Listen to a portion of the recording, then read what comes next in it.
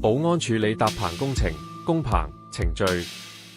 工作重點是安全管制、出入管理、通訊協調及事故應變，確保工程安全，住戶、公眾及保安員本身都受保護。第一階段，工程前的事前準備。第一點，工程部清晰界定工作範圍、施工位置、外牆、工棚、天台、出入路線、臨時封閉範圍、噪音時段等。第二點，搭棚人員必須到 Control 用有效證件登記，否則不批准工作。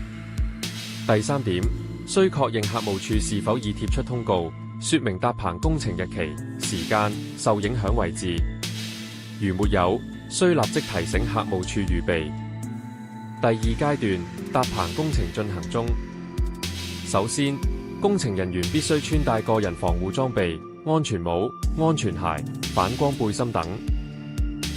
其次，留意竹、鐵通、木板、帆布等物料搬運路線，提醒工人不要阻塞消防通道、走火梯、緊急出口及升降機大堂。另外，見到物料堆放過高、太接近行人路或有機會傾倒，立即用對講機通知 Control 及主管，再請工程代表處理，不要自行亂搬重物。之後，擺放警告牌，例如高空工作、工程進行中、雪糕筒、封鎖帶等，防止有人進入。再者，收到對噪音、灰塵或安全的投訴，先禮貌聆聽，作簡單解釋，立即轉交 Control、客務處及工程部跟進，不要與住戶爭辯。最後，在棚架附近的車道、上落客區協助指揮車輛慢駛，留意高空墮物風險。如見到車輛停泊在高風險位置，友善提醒車主駛離影響範圍。第三階段，搭棚工程完成及會維持一段時間。情景一，看到險象時，例如竹枝鬆脫、棚架明顯移位、綁紮鬆開、有物件跌落但未有人受傷等，要採取的措施。